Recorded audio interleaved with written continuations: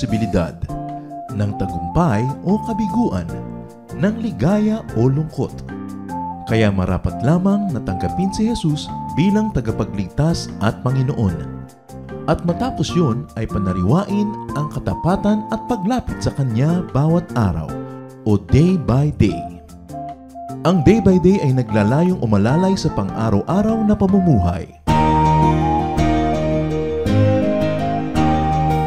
Narito po si Kuya Ed Lapis sa mensaheng pinamagatang Love Your Body.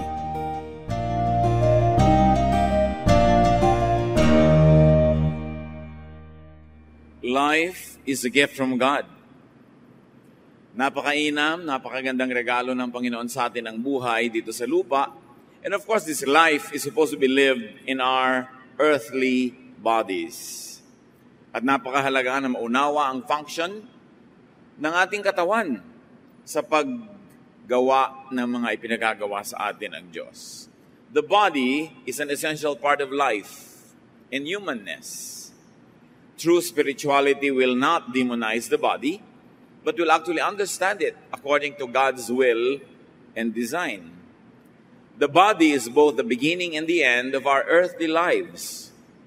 Therefore, the body is a man's greatest tool and habitat sa kanyang buhay dito sa lupa. Ang ating pag-aaral ngayon, bilang paggalang sa lumikha at nagbigay ng katawan, pinamagatan natin, love that body. Mahalin, arugain, alagaan ang katawang lupa. How to love your body and also the bodies of others. Siyempre, hindi lamang sarili ang mamahalin natin, kundi kapwa din. Dahil sabi ng Panginoong Jesus, love others as you love yourself. First of all, love your body by watching what you eat and drink. Alam na natin yan. Pero napakahalagang laging ipinaalala dahil yan ang pinakamadaling makalimutan. Ecclesiastes 3:13, God's gift to us is the happiness we get from our food and drink. So, pinaliligaya tayo ng Panginoon mula sa ipinaiinom niya sa atin, ipinakakain, at sa mga ipinagagawa niya. Kaya dapat naman nakakaligaya, hindi lamang sa ating dila, kundi sa buong katawan, ang ating iniinom at kinakain. Dapat happiness ang ibinibigay sa atin ng food and drink, not sadness, definitely not illness, not discomfort, and not pain. Therefore, choose healthful foods. Every time that we have something to eat, every time that there is something to drink before us, we have a choice. Iinumin ba natin o kakainin? Gaano karami ang kakainin natin o iinumin? At kung may pagpipilian, alin ang pipiliing kainin? Lalo kung may pambili ka naman, may choice ka, may buffet, may pagpipilian, piliin kung ano yung healthful. Hindi piliin lang kung ano yung masarap sa dila dahil ang sarap ay hanggang lalamunan lamang. Pagkalampas sa lalamunan ng pagkain, either bibigyan ng katawan natin ng sustansya at kalusugan o pagdurusa ang ibibigay sa ating katawan. Kaya kailangan may disiplina na hindi mo lang ginagawang amo ang panlasa dahil yan ay mapangdaya at mahilig sa masarap lamang, na madalas ay hindi yun ang mabuti para sa atin. Laging piliin. May pipiliin ka na sariwang isda o canned good, alin ang pipiliin mo? May pipiliin ka na pagkaalat-alat, ang sarap sa dila, very appetizing, o yung tama lang ang timpla. May pipiliin ka na pagkatamis-tamis, ang sarap kainin, pero alam mong nakakasama, lalo kung diabetic ka, o kandidata ka na maging diabetic. Alin ang pipiliin? Tubig na maligamgam na kasing temperature ng katawan o pagkalamig-lamig na tubig na pag ipinasok mo sa tiyan mo ay magtatrabaho doble-doble ang iyong katawan para siya painitin at para itama sa body temperature mo. Pagpili. Anong pinipili nating inumin o kainin? Leviticus 7:23, don't eat the fat of cattle, sheep, or goats. So huwag daw kainin ng mga taba ng mga hayop na pwedeng kainin. At definitely may mga karning hindi talaga ipinapakain sa mga tao ng Old Testament, like pork. Like mga karne ng isda na walang kaliskis, na dahil walang kaliskis pwedeng pasukin ng mga pollutants yung katawan niya habang siya nakababad sa maruming tubig kung dumumi yung tubig. Kakain ka ng gulay na tadtad ng mga spray ng pesticides na hindi masyadong nahugasan. Kakain ka ng karne ng manok na pinakain ng kutakot-takot na artificial na gamot at nasa laman na niya yung mga artificial na ingredients na yon. Kakain ka ng baboy na kutakot-takot na turok ang ibinigay para siya lumaki agad, puro artificial. Siyempre, nasa laman niya yun at kinain mo yung laman niya, pupunta rin sa iyo yung itinurok sa kanya. Ba't di mo nalang iturok diretso sa iyo? Ganon din ang effect. Namimili ba tayo ng tama at mabuti? May mga tao, meron ng high blood pressure, ang titigas pa ng ulo. Hindi maawat kumain ng hindi tama sa kanyang katawan. Avoid too much alcohol, too much processed and preserved foods. Yung mga inilalagay sa karne para hindi siya mabulok. Tapos kakainin mo, di papasok sa katawan mo yung gamot na inilagay doon sa karne na yon. Lalo yung mga sobrang umiinom ng alak na nawawala sa katinoan. Lagi may nagtatanong, pwede po bang uminom ang Christian ng wine? Why not? Huwag ka lang malasing. Ang ipinagbabawal yung malasing. Kasi masama sa katawan mo yung sobrang alcohol, masama sa liver mo, at masama sa yung behavior ko minsan kung wala kang self-control. Meron nga, uminom lang namatay Bakit? Kasi nung nalasing, nakipag-away, nasaksak. Hindi namatay. O nakapatay. Proverbs 20 verse 1, wine is a mocker and beer a brawler. Whoever is led astray by them is not wise. Hindi pinagbabawal yung pag-inom mismo. Ang Panginoong Jesus nga, wine ng unang miracle, gumawa siya ng wine. Pero yung umabot ka sa pagkalasing, yung magiinuman kayo, maglalagay kayo ng 4 na talaksa ng cases ng beer. Pare, ubusin natin to. Ayan, ya. Walang tigilan hanggang hindi tayo nagsasaksakan So ano kakauwian ng ganong usapan? Deuteronomy 14:21, do not eat anything you find already dead. Ito ay about hunters. Alam mo, nag-hunting ka, tapos may nakita ka, patay na yung hayop, hindi na pwedeng kainin yun. Dapat ikaw ang pumatay, nakita mo na matay, sariwa. Pero hindi mo alam kung ano ikinamatay. Natuklaw ba ng ahas? Nagkaroon ba ng kamandag ang kanyang buong body system? Tapos meron pa ako napanood na pelikula, bagamat hindi pa yata scientifically proven yung sinasabi ng bata doon, may point. Kasi yung mga tao laging afraid. People are always full of fear. At sabi ng bata, you know why you're always full of fear? Because you eat animals. At sabi nung nagtatanong, anong kinalaman ng pagkain namin sa karne sa fear? Lahat ng karning kinakain nyo, kinakatay muna yung may-ari ng katawan nun. At syempre, pagkakatay na siya, namamatay siya, natatakot siya. At yun ang huling emosyon na nararamdaman ng hayop, takot. So yung katawan niya, punong-puno ng fear, kakainin mo ngayon yun, di nakain mo yung fear. Kaya lagi kang afraid. Ewan ko kung nasan yung science nun, pero parang may sense. Tapos sabi ng lola ko noon, ang mga bata ngayon, ugaling hayop, kasi ang pinapasuso nyo, gatas ng hayop, hindi gatas ng tao. May science kaya yon, pero may point. Pinipili mo dapat kung ano yung kinakain, iniinom. So kung sinasabi sa Deuteronomy na huwag kang kumain ng hayop na patay na nung makita mo, already dead, paano yung kinain mong corned beef kaninang umaga? Ilang taon nang patay ang baka? Yung kinain mong spam, ilang taon nang patay yung baboy? Yung kinain mong hotdog, sigurado ka ba na ang laman nun hindi dog? Pag sobrang durug-durug na yon, kung ano-ano ng mga laman yan, mga tenga, mga kuko, mga cuticle ng hayop, nandun na lahat, mga extenders, mga harina, lahat na, kasi hindi mo naman nakikilala kung ano yung kinakain mo. And of course, watch your FSS, or your fat, sugar, and salt intake. Namalat na ang mga doktor, kapapaalala sa atin yan. Bawasan ang pagkain ng taba, ng matamis at maalat. Yung mga masasarap. Do not overeat. Sabihin nyo nga sa katabi nyo yan. Lovingly, lovingly.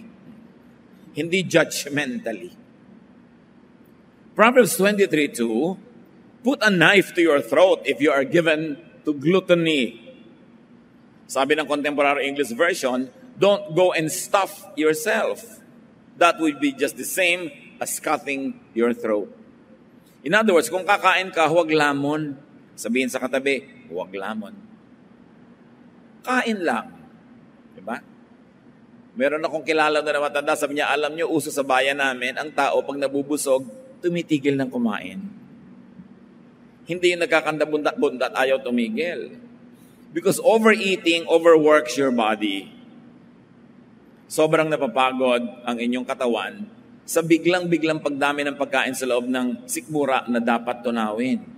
At pag magtatrabaho na ang sikmura, lahat ng dugo ng katawan nagpupunta sa sikmura kasi siya ang magtatrabaho. Kaya yung dugo sa brain nawawala. Kaya aantukin ka pag sobra ka nabusog. Yung mga dugo sa iba't ibang part ng katawan mo, pumupunta sa tiyan lang. At pag tinulugan mo ang sarili mo na busog ka, yan yung mga nababangungot, yan yung mga ano mga nangyayari sa katawan nila kasi natutulog ng hindi pa tunaw ang pagkain. Sabi ng mga doktor, kung kakain ka, siguraduhin mong after 2 hours ka pa matutulog.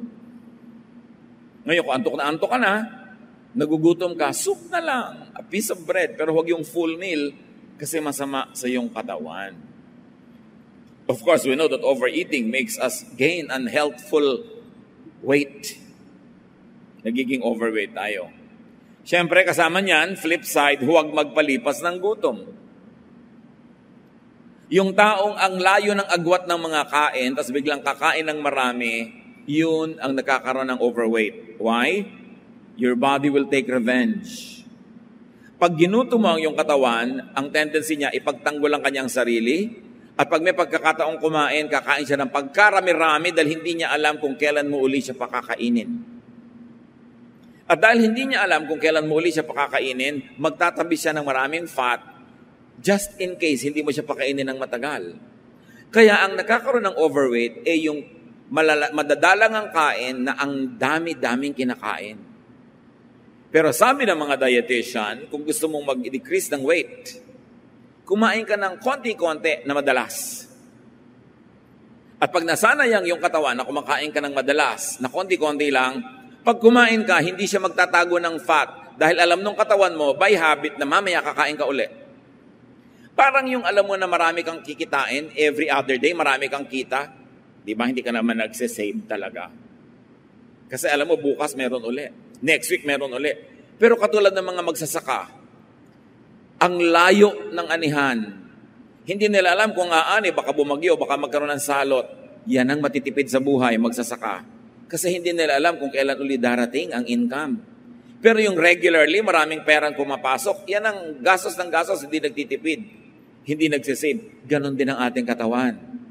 Pag lagi kang kumakain ng madalas, sana yung katawan mo, hindi na siya nagsisave ng fat, hindi na siya nagsisave ng energy, kasi kakain ka naman uli. At yan daw ang best way to decrease weight. Dalasan ng kain, konti-konti lang. Huwag yung lamon na pamisa-minsan. Mahalaga yung timing ng pagkain. Sabi sa Ecclesiastes 10:17, blessed is the land whose king is of noble birth and whose princes eat at a proper time, for strength and not for drunkenness. Kumakain lang sila para magkaroon ng sustansya, hindi para mabundat. Umiinom lang para lumakas, sumarap ang kain, hindi para malasing. In other words, walang excess. At kumakain sa tamang oras. Natatandaan nyo, dati meron tayong presidente na madaling araw nagising pa dahil nakikipag-inuman, kainan ng kainan. So ang mga appointment ng presidente during the morning, lahat cancel. Because eating habits and health also shape national policy. Kaya kung ikaw ay executive, ikaw ay magulang, ikaw ay may responsibility, mataas ang posisyon, dapat tama ang eating habits, tama ang kinakain mo. Dahil ang iyong mga pasya sa buhay na nakaka-apekto sa maraming tao ay hinuhubog ng iyong eating habits. Nakita niyo yung napakatinong king ng Korea noong unang panahon na ang inihahain sa kanyang hapag ay kung ano ang available to the people. Halimbawa, konti lang ang petchay sa buong bansa. Ang kimchi ng hari na ito, konti lang din. Kahit ma-afford ng palas na maraming kimchi sa palas, kuhanin at samsamin lahat ng mga sangkap ng kimchi, pero hindi.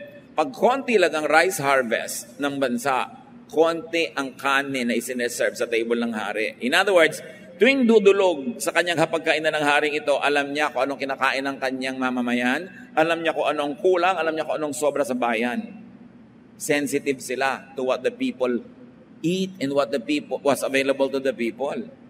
Pero pag ang mga hari mo ay nagpipiesta, kahit naghihirap ang bayan, ay mapapahamak ang bayan na yon. You see how important eating habits are? So kung kayo may-ari ng kumpanya, paano nyo i-apply yan? Kung gusto natin talagang maging mabuting tao sa ating mga nasasakupan, yung bang kinakain natin sa ating mesa ay available to our workers? Kahit hindi ganun kataas na quality o ganun karaming quantity, pero makaka-afford man lang ba sila na makatikim-tikim ng mga ganung bagay o makakain ng maayos? How can you eat so well when people under your authority go hungry?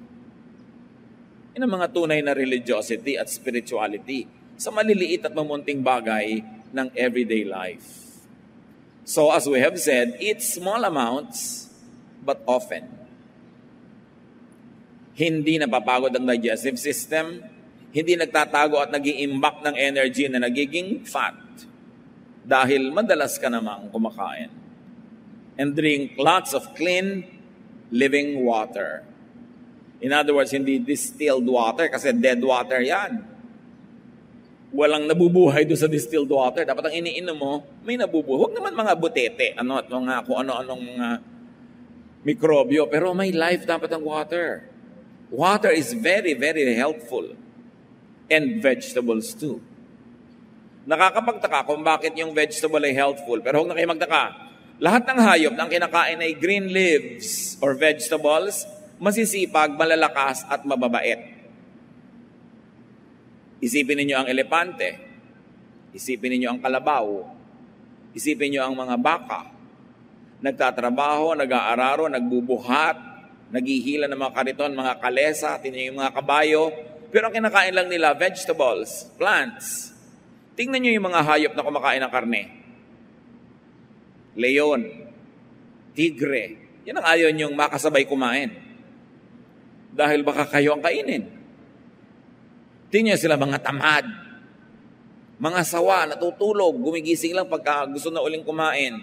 At sila yung mga malulupit at kumakain ng karne. May kinalaman kaya yan sa ugali natin, kung anong kinakain natin? Hindi mahirap na makita ang connection. Kaya ang sabi naman sa Bible, always eat plants. Sabi ni Lord, ayan ang mga plants ibinigay ko sa inyo para pagkain ninyo. Sila Daniel, nung binihag ng hari ng Babylon at itinira sa palasyo sa Babylon, pinapakain ng king's food, they refused. Daniel 1:12, please test your servants for 10 days and let us be given some vegetables to eat and water to drink. Ayaw nila kainin yung king's food. Natakot yung gwardiya dahil baka daw sila manghina, mapahamak yung gwardiya. Sabi niya, subukan nyo after 10 days. At yun ang ginawa nila. After 10 days, si Daniel at ang kanyang mga kaibigan were stronger, wiser, better than all the others. So hinayaan silang yun ang kainin. Sa Biblia, may kinalaman sa buhay natin kahit ngayon. Kahit naman sinong mga health practitioners will always advise us to eat greens. Mga sariwang dahon, sariwang halaman because they are living cells and they have enzymes that our bodies need. Gulay nga, pero matapos mong igisa, iprito, ilaga, iihaw, tinorta mo pa, wala na, natirang sustansya doon, overcooked. At si Timothy, nung hindi gumagaling ang sikmura, anong sabi ni Paul? Kasi puro tubig lang ang iniinom mo, baka marumi pa. 1 Timothy 5:23, stop drinking only water. Take a little wine to help your stomach trouble and other illnesses you always have. So let us not demonize wine. Pero sabi, take some wine, a little wine. Hindi ka para malasing, but for you to enjoy its medicinal value. Drink for health. And of course, you want to take care of your body, watch what you inhale. Ang hilig-hilig mong mag-running, running ka ng run, diyan ka naman sa Taft Avenue tumatakbo. Pumasok na sa baga mo lahat ng carbon monoxide and the other pollutants. So akala mo lumulusog ka? No, sir. Avoid inhaling carbons and fumes and smoke and other harmful chemicals. Yung mga chemical spray sa bahay, mga kapatid, spray na against lamok, ipis, Actually nun, kung kasing size lang kayo ng lamok, patay din kayo. Habang nag-i-spray kayo. Malaki lang yung lungs nyo kaysa sa lungs ng lamok, kaya hindi kayo namamatay agad. Pero merong a bit of yourself that dies whenever you inhale insecticides.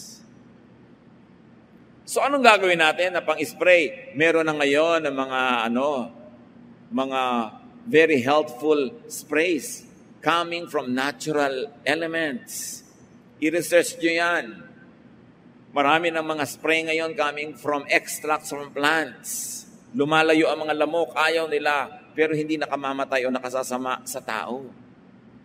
Kailangan iniingatan natin yan. Ayaw mong makagat ka ng lamok, pero nalanghap mo naman, lason. Pag nakakamatay sa hayop, masama rin sa tao. Sabi sa Numbers 35, 33 to 34, do not pollute the land where you are. Do not defile the land where you live and where I dwell. For I, the Lord, dwell among the Israelites. Ang context ito is do not pollute the land with murder, with bloodshed. But nevertheless, the main idea is don't pollute the land at all, however and whenever. So love your body by working and resting properly each day. Work enough, rest enough. Dapat may balance. Ang disenyo ng katawan ng tao dapat magpahinga every day, every week, every month, every year. Kaya dyan itinapat ng Diyos sa Old Testament ang mga piyesta. Kaya pinadilim ng Diyos ang gabi para ang mga tao maobligang magpahinga na. Wala nang among makakapag-utos sa magbungkal ng bukid ang kanyang mga tauhan dahil gabi na. Na ngayon, dahil na-invento ang kuryente at iba pa mga lighting technologies, na-define natin yung rule na yon na dapat ipagpahinga ang gabi. At merong di magandang mga bunga sa ating mga katawan ang pagpupuyat. Dapat you rest one day a week, kaya kanyang iniutos yung Sabbath. Hindi para gawin mong amo yung Sabbath, na hirap ka na, hindi ka pa kumikilos dahil Sabbath, kundi utos sa mga employers, sa mga amo, bigyan ng Sabbath ang kanilang mga empleyado o mga manggagawa. Dapat every month, meron kang rest period. At every year, may bakasyon. Yun ang kailangan ng katawan. Hindi pwede yung 3 taon ako na magsisikap magtrabahong kalabaw, mag-iipon, and after that, tsaka ako magpapahinga. No. Dahil baka after the 3rd year, patay ka na. O may sakit ka na malala, you will rest, but you will rest in peace. Kailangan hindi sinasagad ang katawan. Lalo yung mga bata na hindi nakakaramdam ng pagod, may bayad yan. Dapat ipinapahinga. At least 8 hours of rest every day. At least 1 day every week. Kukolektahin mo in every month. You have at least 4 days of rest a month. And then, tuloy-tuloy na rest of about a week or 2 weeks every year. Kaya may mga vacation leave. Kailangan natin yon. Exodus 20, 9 to 10. You have 6 days when you can do your work. But the 7th day of each week belongs to me, your God. No one is to work on that day. Imagine, it belongs to God and yet ibinibigay niya sa atin as a day of rest. Ibig sabihin, the Sabbath day is not a day that belongs to employers or masters. It belongs to God and therefore it is given free to everybody para magkaroon ng rest. Kaya sabi ni Jesus, Sabbath was made for man, not man for the Sabbath. Kaya may Sabbath sa ikabubuti ng tao. Ngayon, kung ikabubuti mong may gawin, magluto, lumangoy, di gawin mo kasi ano makakabuti sa iyo. Huwag masyadong technical about the Sabbath. Yung end na ng mahalaga, that it served your purpose. So huwag gawing amo ang Sabbath. At mahalaga ba na Sabado yun? Basta sabi, every 6 days of work will be broken by a 7th day of rest. So kung may trabaho ka, ang day off mo, Wednesday, di yun ang Sabbath mo. Huwag ka maging technical about kailan ba yung Sabbath.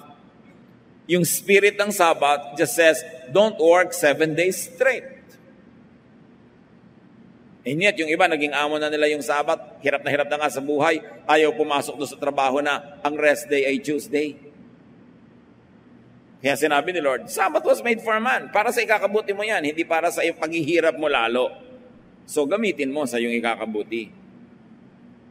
Ecclesiastes 5:12, if you have to work hard for a living, you can rest well at night. So yung mga iba, hindi po ako makakatulog sa gabi. Ang tinatanong ko lagi, nagtatrabaho ka ba sa araw? Baka naman araw pa rin, nakahiga ka rin. Huwag ka na magtaka na hindi ka nga antukin sa gabi. Para ka antukin sa gabi, dapat mapagod ka sa araw na nagtatrabaho. Yun ang gift ng work. Na yung katawan mo, hindi mo na kailangang painamin ng gamot o kung ano-ano pang gawin sa kanya. Aantukin siya, mapapagod, matutulog. Because work is the counter melody of rest. It is the other side of rest. If you want to rest well, work well. Hindi mo na kailangang i-induce o utuin yung katawan mo na antukin. Kasi aantukin ka na talaga dahil nag-work ka. And then of course, we know this, exercise. Move your body. Tuwing meron kang gagawin, maiuutos mo, gawin mo na para ka gumalaw. Tumayo ka, lumakad ka. Take the stairs, nakikita naman natin, o sa mga building, o 1 floor up lang, take the stairs, 1 floor down. Move your body. Every time you move your body, as long as it is not injurious to your joints, to your bones, it does you good. Kaya yung sobrang automation of everything could not be good for the body. Kung kaya mo maglaba manually, kahit may washing machine ka, do it. Kung may oras ka, para na rin exercise. Lalo rin yung mga bula, hipan-hipan mo, turn it into a game, into a play. Mas maganda yung maraming manual na ginagawa, hindi ilalagay mo pa yung gulay dun sa automatic chopper, kaya mo naman tagtarin. May oras ka naman, do it. Nakatipid ka pa ng kuryente. Mainit, edi magpaypay ka. Kaysa mag-electric fan ka lagi o mag-aircon, kasi kapapaypay mo, nasusunog din ang mga calories mo. Nakakapayat din yan. Kaya yung mga aircon, yun ang mga nag-overweight. So katatrabaho ng yung katawan, ikinakabuti mo yan. The body was designed to move. At kung gusto niyo ma-appreciate ang disenyo ng Diyos, panoorin niyo yung mga athlete. Panoorin niyo yung mga contortionist, mga dancer, yung mga nakikipag-compete sa ice skating, kung ano-anong ginagawa nila sa katawan nila, pwede pala. Design ng Lord na ganun yon. Sabi ng 1 Timothy 4:8, exercise is good for your body. So exercise, movement, all of these are important. Have enough hours of deep night sleep. Health challenge talaga doon sa mga nagtatrabaho sa gabi. Kasi talaga namang sinasabi ng mga scientists, iba ang tulog sa gabi. At saka hindi lang mababaw na tulog, deep sleep. Because when you are into deep sleep, the bodily functions are altered. Nakakapahinga ang ating internal organs. Kaya dapat talaga ipinaglalaban niyang tulog. Hindi hero yung halos wala nang itulog dahil naghahanap buhay. Tapos pag sinabi mo, kasi para sa pamilya ko, para pala sa pamilya mo, di dapat lalo mong alagaan ang katawan mo. Kasi pag bigla ka nanigas na paralyzed na matay dyan, lalong walang tutulong sa pamilya mo. Kailangan mahalin mo ang iyong katawan because it is your only tool. Lahat ng pangarap, natatapos na pag yung katawan tumigil ng mag-function. Lahat ng mga adhikain, matataas na mga hangarin, pinaliliit, ina-adjust pag yung katawan biglang nagkasakit na. Makakarating ka lang kung hanggang saan ka kayang dalhin ng iyong katawan. Ang isip mo, maraming malayong mararating. Pwede kang maglakbay sa malalayong bayan, ipikit mo lang ang mata mo, pwede mong ma-imagine yon. Pero hindi ka makakarating doon hanggang yung paa mo hindi naglalakad, yung kamay mo hindi kumikilos. Kailangang katawan mo ang gumawa nun. Kaya ang katawan minamahal dahil yan lang ang iyong kasangkapan para matupad ang mga gusto mong gawin sa buhay. Ipaglaban ng tulog. At kung magkakaroon tayo ng mga trabaho, mga ginagawa na panggabi, ang dalangin ko huwag sanang masyadong matagal, makahanap tayo ng ibang hanap buhay. Psalm 127 verse 2, it is useless to get up early and to stay up late in order to earn a living. God takes care of His own even while they sleep. Na ang konteksto naman, sinasabing hindi nadadaan sa pagpupuyat yan, hindi nadadaan sa haba ng trabaho, hindi nadadaan sa pagpaparusa sa katawan, kasi pwede ka pagpalain ng Diyos kahit tulog ka. So paano na pagpapala ng Diyos? Yun ang dapat nating lalong unawain para hindi natin kailangang pigain ang katawan natin at pilipitin para lamang makakatas ng kaunting hanap buhay. Because God can increase our fruits. God can increase our productivity even without us killing ourselves. Yun ang ating unawain, arokin kung paano mangyayari yun sa ating buhay. Love your body by caring for your emotions. Bakit kayo manonood ng horror na bigla kayo napapasigaw, natatakot, tumataas ang pressure ng inyong dugo, bumibilis ang pintig ng puso, pinaparusahan nyo ang inyong katawan matapos kayo magbayad para manood ng ganito? Bakit kayo kukuha ng papa o mama na puro sakit ng ulong binibigay sa inyo? Hindi kayo makakain, hindi kayo makatulog, tagyawad sa ilong, pati na sa pisngi. Hindi mabuti para sa inyong katawan.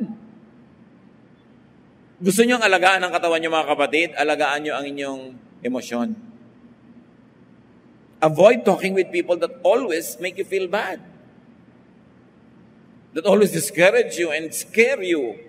Maximize happiness. Because happy people become healthier. Kahit sa mga pasyente, sa ospital, may mga marami ng eksperimento na ganito, yung mga cheerful, positive thinkers, mas mabilis gumaling. Yung pagdating ng doktor, wow, injection. Doctor, welcome. Ganyan. Kasi yung, eto na naman, doktor, injection na naman. Tumapasok yung gamot sa katawan nyo, pero nire-reject ng emosyon nyo yung laman niya. Sa palagay nyo, tatalab yun. Kaya nga meron sinasawag silang placebo effect. Nag-eksperimento sila na nagtuturok sa mga pasyente ng tubig lang o hindi namang gamot, pero akala ng pasyente gamot yon, naniniwalang gamot yon, naggalingan. Because faith can change even your body chemistry. Kaya dapat naniniwala ka sa ginagawa. Kaya pag may doktor, ayaw mo na itsura, kumukhang embalsamador, ayoko dito, di huwag ka doon. Kailangan bilib ka, hanga ka. No? Para katablan. Huwag yung kinokontra mo. Kahit nga sa mamang huhula, walang makokontra, sasabihin nila, di ba? Kasi pag may nangongontra talaga, may tunggalian.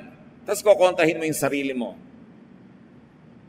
Learn to love everybody that you cannot reject or throw away. Asawa, magulang, anak, hindi yung nakikita mo, naiinis ka. That destroys your body. It kills yourself. So minimize sadness, worry, fear, and anger. Ang lakas makasira ng kalusugan, ang galit. Ang taong matatalino, iniiwasang magalit. Hindi dahil banal ka, dahil lang matalino ka, iwasan mong magalit kasi masama sa'yo. Emotions affect your bodily functions like digestion, blood pressure and blood chemistry, and heart functions, to mention only a few. Proverbs 15:13, a glad heart makes a cheerful face. But by sorrow of heart, the spirit is crushed. So pag masaya ang iyong damdamin, nahahawa ang iyong katawan. Pag malungkot ang iyong emosyon, nahahawa rin ang iyong katawan. So sinong mauuna? Yung emosyon. Kasi yung emosyon, pwede mo makontrol yan. Yung katawan, hindi masyado. So pasayahin ang sarili. And make people happy. Ministry din na magpasaya sa kapwa. Kasi pag pinapasaya natin sila, lumulusog sila. Sabi ko nga doon sa isang hospital director, sa isang napakalaking hospital, Doctor, hindi ba pwede mga painting ang ilagay niyo sa mga hospital rooms? Mga halaman, mga bulaklak, magagandang scenery? Bakit naman po, anong problema sa nakalagay sa ating mga dingding?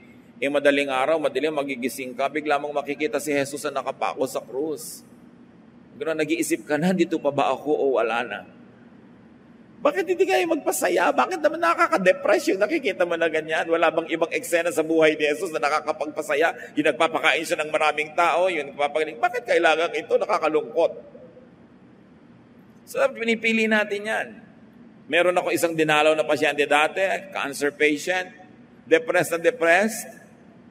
So, bakit nga hindi madedepress ang pasyente? Tingnan nyo ang kwarto ni walang bintana.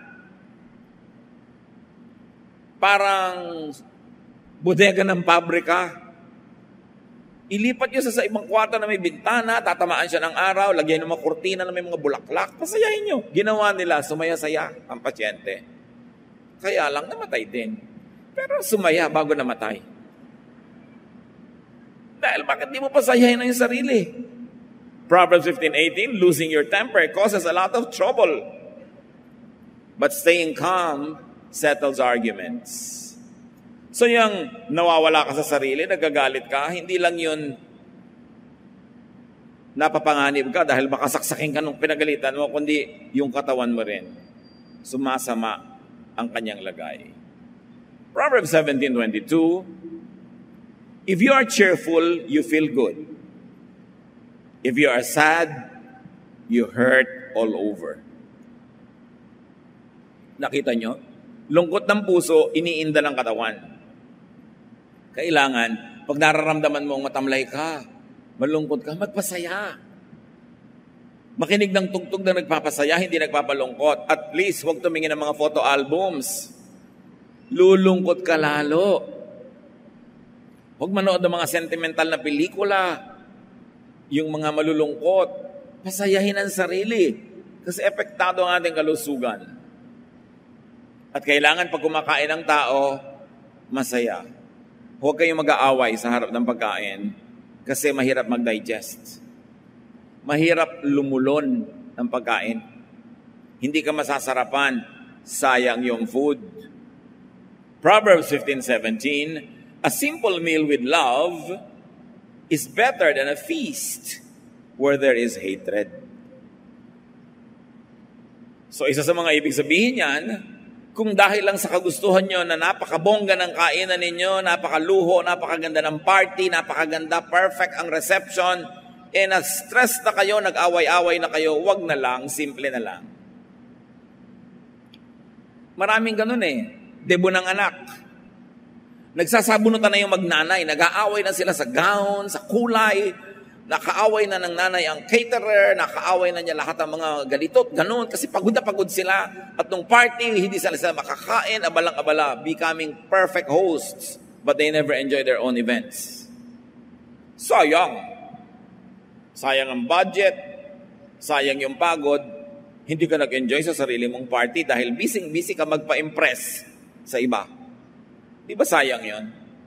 Kaya sabi sa Bible, kung gusto nyo para masaya, simple na lang. Kaysa ginagawa nyong komplikado, tapos nag-aaway-aaway naman kayo. Baliwala. Make eating happy occasions. At dapat, sa dining table ng mga pamilya, bawal mag-text. Sabihin nyo nga sa anak nyo yan, katabi nyo ba anak nyo? O asawa? Kumakain kayo, text ng text, hindi na kayo makapag-usap. Wala na bang panahon para dyan? Ang dapat pwede lang mag-text kung may kamag-anak kayo na naghihingalo, baka namatay na o baka nabuhay muli. Malaman mo naman, baka may importante kang desisyon na gagawin. Pero yung mga, hi, musta, eats na ako, tama na yan pag kumakain. Dapat fellowship na masaya. At huwag ungkatin ang mga problema, mga nakakainis sa bagay habang kumakain. Just be happy. Kasi, konti lang naman yung panahon na ang pamilya magkakasama para kumain ng masaya. Maraming panahon hindi kayo magkakasama, kulang-kulang, o kaya hindi masaya. Samantalahin yon. Make eating happy occasions. Avoid quarrels while eating. Dapat bawal mag-away, bawal mag-usap ng mga problema habang kumakain. Ilagay sa ibang oras. And of course, simplify your meal, your party, your occasion so that you'll be happy. Love your body by keeping away from harm and danger. Avoid extreme activities and sports.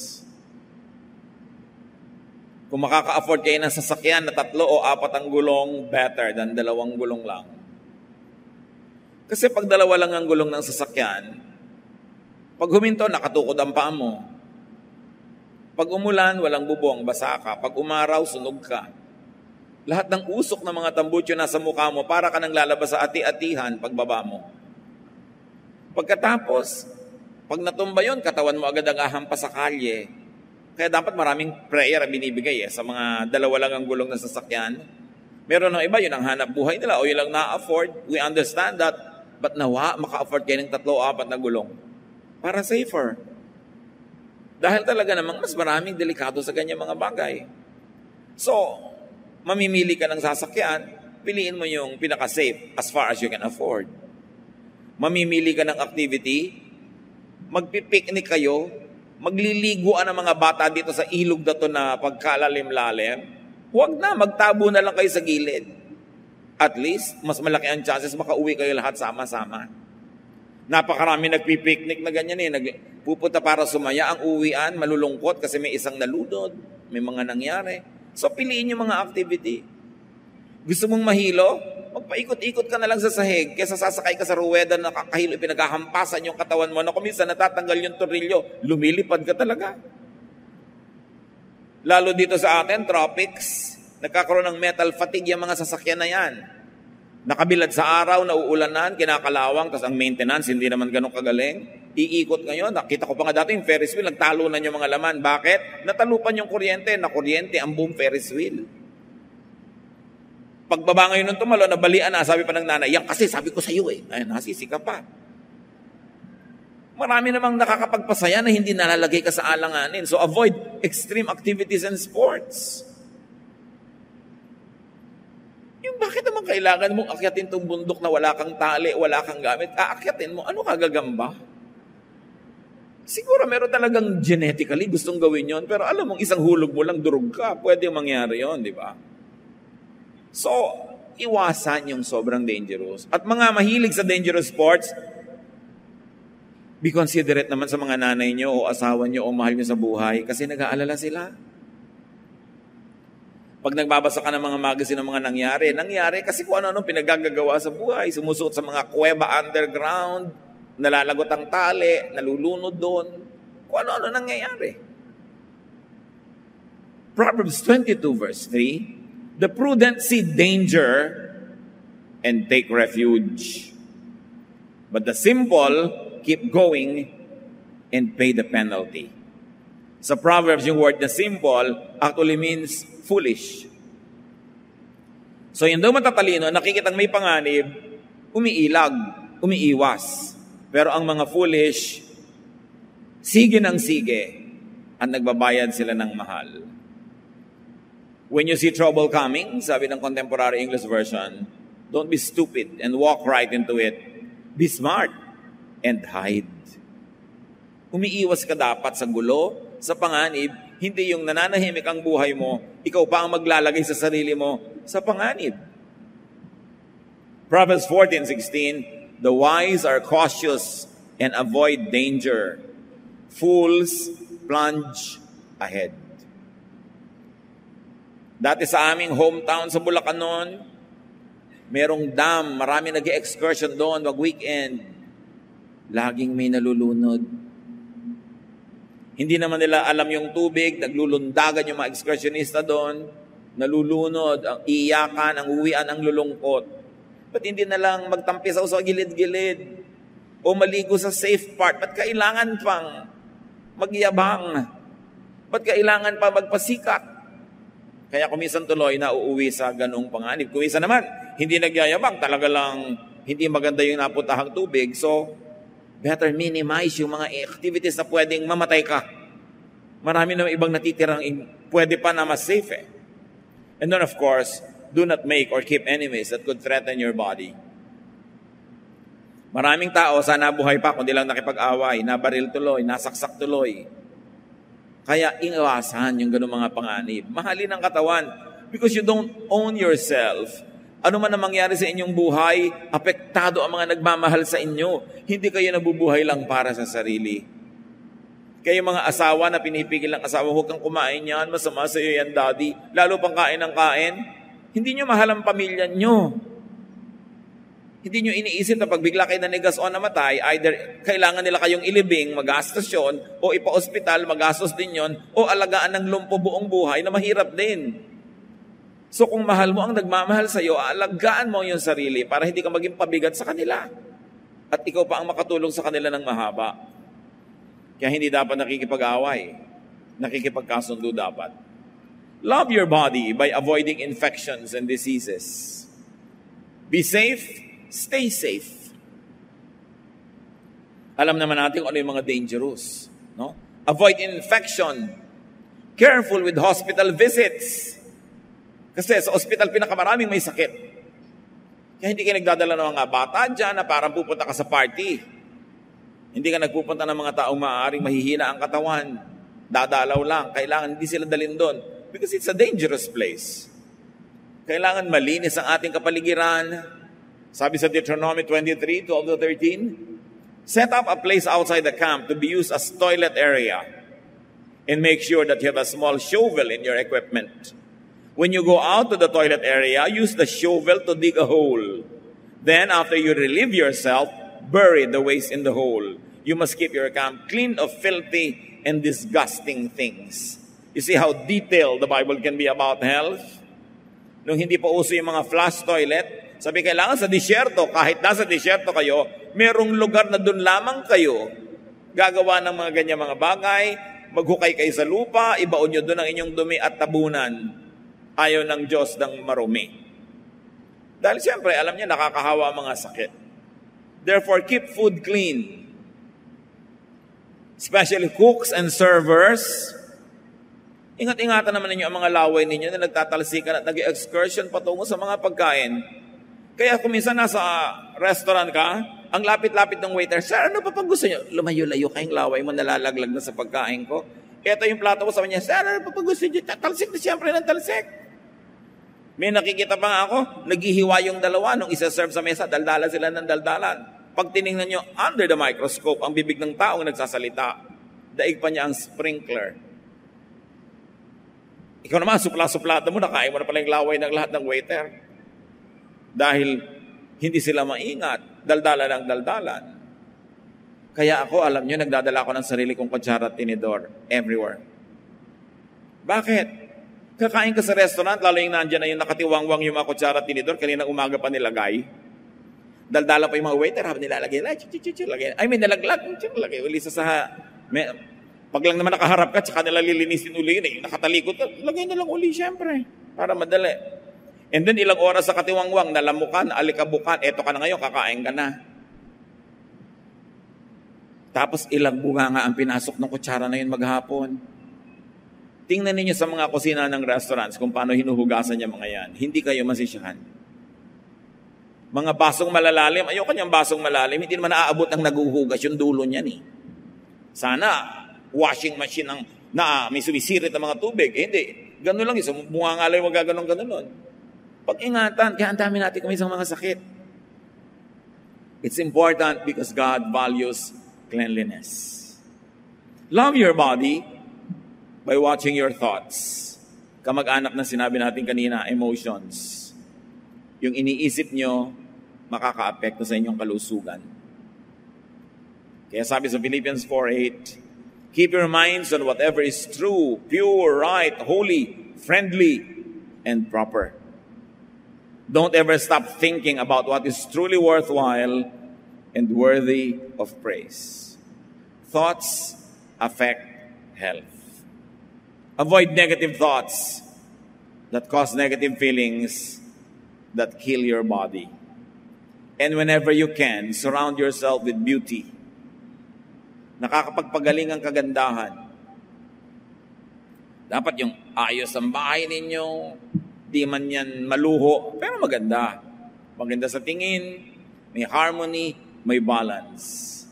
Proverbs 14:30, a heart at peace gives life to the body, but envy rots the bones. Ang mga inggitera, maraming sakit. Sabihin niyo sa tabi niyo, kaya marami kang sakit. Diba? Yung mga inggitera, selosa, yung mga pintasera, yung lagi ang nakikita, kapintasan, kakilangan, kasiraan, maraming sakit. Sinabi na sa Bible, envy rots the bones. Kaya metaphorical yan, kaya literal yan, masama ang naiinggit. Nakakasira ng katawan. James 1:19-20, you should be quick to listen and slow to speak or to get angry. If you are angry, you cannot do any of the good things that God wants done. So kalaban ng kalusugan, anger. And of course, love your body by detoxifying it well enough. Avoid, get rid of poisons, food preservatives, food color, food enhancers and extenders and flavorings. Mas likas, mas natural yung pagkain, mas mabuti. Ganon din yung mga kinakain natin pampagaling ng mga sakit. Artificial and toxic additives, alam natin, could cause cancers. So mahalin. Marami mga ipinangkukulay ng buhok, inilalagay sa buhok, may mga toxic elements. Ang lapit pa naman ng buhok sa brain. No? So, kuminsan, alam ng mga iba yan, pag nagko-color sila o may food product, nagkaka-headache sila. May effect agad. So, pipiliin din natin kung ano pinaglalagay natin sa ating katawan. Importante. 2 Corinthians 7:1, we should stay away from everything that gives our bodies and spirits from being clean. Iwasan ang lahat ng nakakapagparumi sa katawan. Yung mga iniinom natin, the Philippines is the #1 soft drinks market in Asia. Can you imagine the danger that it gives our people? Mabuti ko paminsan-minsan, enhancer, pampasarap ng buhay. Pero kung habit mo, tuwing kakain ka, may katabi kang mga soft drinks, basahin mo kung anong mga laman yan. Nakakatiyak ka ba na mabuti yan sa'yo kahit masarap sa dila? 3 John 1:2 says, I hope that you are as strong in body as I know you are in spirit. Isang paalala. Okay, alam ko, malusog ang yung spirito. Nawa, ganon din kalusugan yung katawan. Kasama yon sa true religiosity, true spirituality to take care of the body. 1 Corinthians 6:19-20, you surely know that your body is a temple where the Holy Spirit lives.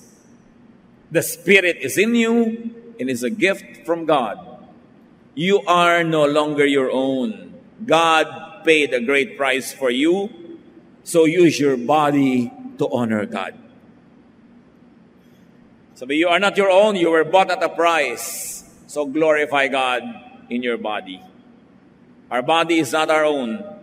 It is God's. Pinahihiram, dapat alagaan. 1 Corinthians 9:27, but I discipline my body and keep it under control. Your body should not control you. Your appetites should not control you, but you should control the body. 1 Corinthians 10:31, when you eat or drink or do anything else, always do it to honor God. So pag pumipili ka ng kakainin, do it to honor God. Pag pumipili ka ng isusubo, gano'ng karami, do it to honor God. When you choose your drink, when you choose your topic over the dining table, do it to honor God. And to honor God will do you good. Ikaw ang magbe-benefit nun.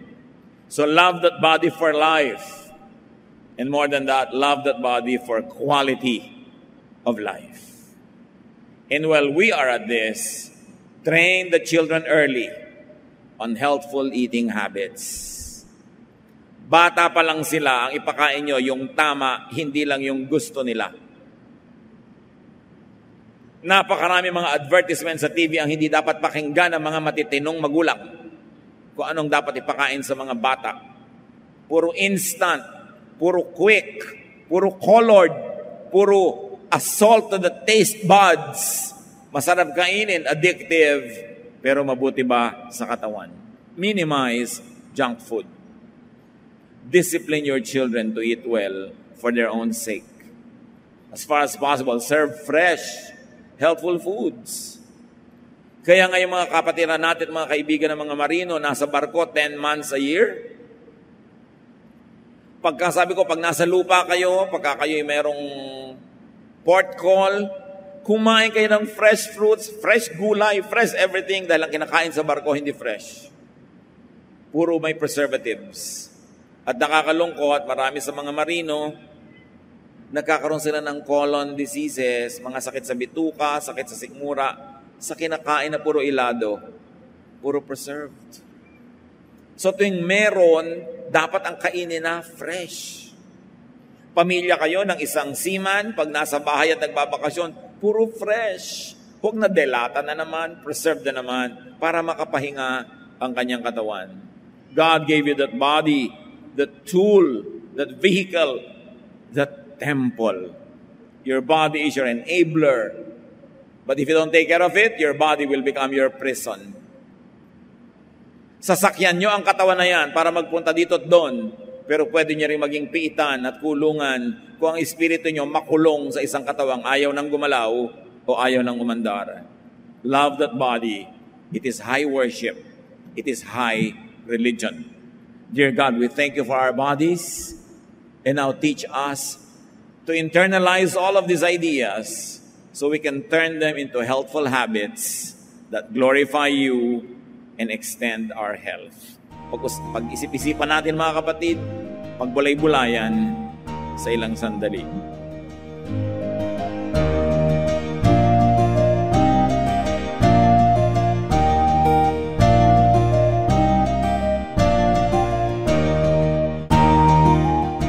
Ang katatapos pong mensahe ni Kuya Ed Lapiz ay pinamagatang Love Your Body.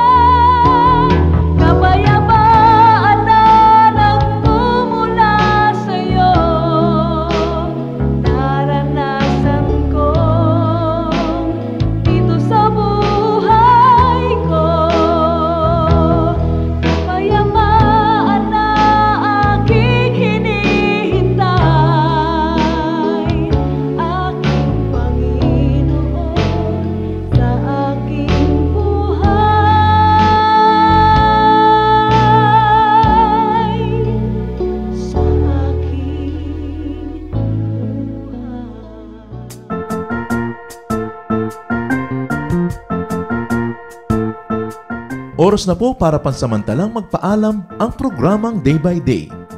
Tayo po'y magsama-sama tuwing ika-6 hanggang ika-7 ng umaga, araw-araw. Magandang umaga po at mabuhay ang Panginoong Hesus!